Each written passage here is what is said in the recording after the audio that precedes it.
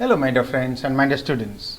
In this video we are going to learn the antonyms of some words that start with an S. S letter से शुरू होने वाले कुछ words के antonyms आज हम पढ़ने जा रहे हैं और इससे पहले वाली वीडियो में हम वही वर्ड्स के सिनोनिम्स पढ़ चुके थे।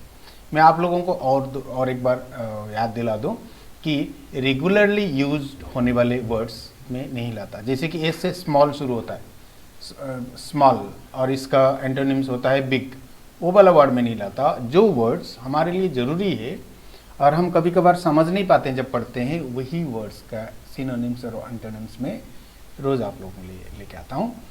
तो सबसे पहला वाला जो वर्ड है ए से शुरू होने वाले वो है sarcastic, जिसका अर्थ होता है निंदापूर्ण, और ये एक एडजेक्टिव है जिसके एंटोनिम्स हैं या फिर द अपोजिट वर्ड है या अपोजिट मीनिंग वाले वर्ड है वो courteous या फिर ग्रेशियस, जिसका अर्थ होता है विनम्र। And the next one is saucy, जिसका अर्थ होता है धृष्ट या कभी हम उसको बदमाश भी बोल सकते हैं, और ये भी एक एडजेक्टिव है जिसका एंटोनिम्स है मॉडेस्ट या फिर हम्बल, जिसका अर्थ होता है विनम्र। And the next one is scanty, इसका अर्थ होता है कम, और ये एक एडजेक्टिव है जिसका एंटोनिम्स है लैविश या फिर एबंडेंट, जिसका अर्थ होता है प्रचुर। शैबी का अर्थ होता है दरिद्र या फिर मलिन या फटा टूटा भी बोल सकते हैं हम लोग, जैसे कि काफ़ी बुरी हालत जो हम बोल सकते हैं, ये भी एडजेक्टिव है। और इसके एंटोनिम्स हैं प्रस्परस या फिर थ्राइविंग, जिसका अर्थ होता है संपन्न। संपन्न मतलब काफ़ी अच्छा भी बोल सकते हैं हम लोग। श्रीउड का अर्थ होता है चतुर, चालाक, खिलाड़ी, यस खिलाड़ी बोल सकते हैं, और ये भी एक एडजेक्टिव है जिसके एंटोनिम्स हैं सिंपल या फिर इम्बेसाइल, जिसका अर्थ होता है सरल। अगले वाला वर्ड जो है वो है स्लैंडर, जिसका अर्थ होता है बदनाम करना। ये एक वर्ब है, बदनाम करना लिखा गया है, ये एक वर्ब है, और इसके एंटोनिम्स हैं अपलोड या फिर अप्रूव, जिसका अर्थ होता है सराहना मतलब प्रशंसा करना। स्नीयर का अर्थ होता है उपहास, और ये एक नाउन है जिसके एंटोनिम्स हैं प्रेज या फिर एडमायरेशन, इसका अर्थ भी प्रशंसा, ये नाउन के हिसाब से प्रशंसा। नेक्स्ट आता है सॉलिसिट, जिसका अर्थ होता है विनती करना। ये भी एक वर्ब है जिसके एंटोनिम्स हैं प्रोटेस्ट या फिर अपोज, जिसका अर्थ है विरोध करना। स्पोरेडिक का अर्थ होता है रुक रुक कर या फिर यत्र तत्र। अगर आप लोग सिनोनिम्स इस वर्ड के सिनोनिम्स अगर आप देखे होंगे तो उसमें भी आपको समझ में आ गया होगा कि रुक रुक का मतलब कोई काम या कोई बात, अगर कोई साउंड कुछ चल रहा हो तो रुक रुक कर वहाँ पर एडजेक्टिव, इसको हम एडवर्ब के हिसाब से भी ले सकते हैं। और इसके एंटोनिम्स जो है इंसिसेंट या फिर कंटिन्यूअल, इसका अर्थ होता है निरंतर। यत्र तत्र का मतलब यहाँ वहाँ, बिखरा हुआ।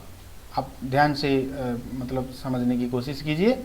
अगले वाला जो वर्ड है वो है स्क्वालिड, जिसका अर्थ होता है गंदा, ये भी एक एडजेक्टिव है, और इसके एंटोनिम्स हैं टाइडी या फिर अट्रैक्टिव, जिसका अर्थ होता है आकर्षक।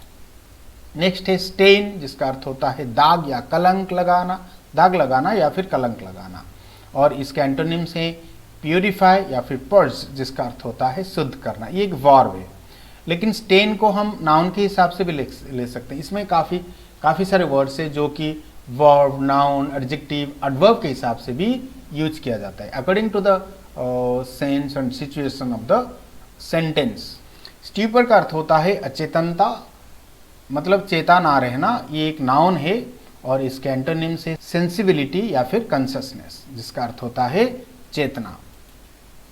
नेक्स्ट है सब्सिक्वेंट, जिसका अर्थ होता है आगामी मतलब आगे आने वाला, और ये एक एडजेक्टिव है, इसके एंटोनिम्स हैं प्रेसिडिंग या फिर प्रीवियस, जिसका अर्थ होता है पूर्ववर्ती।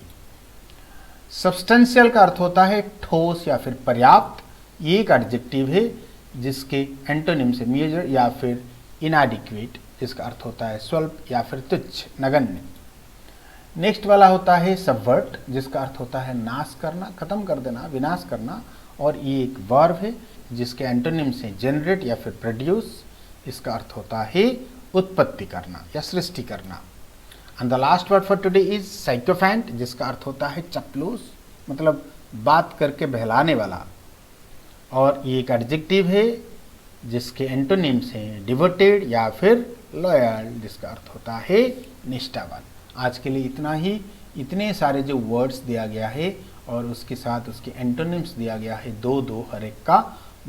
मैं ये चाहता हूँ कि आप लोग सारे वर्ड्स को सीख लें, इसको अपने डे टू डे लाइफ में यूज़ करने की कोशिश कीजिए, उसके ऊपर सेंटेंस बनाने की कोशिश कीजिए, और जब आप बुक्स में या कोई आर्टिकल में या न्यूज़ में आप देखें, आपको कोई प्रॉब्लम ना हो, आप आसानी से समझ जाए। Thank you very much for watching. God bless you. Bye bye.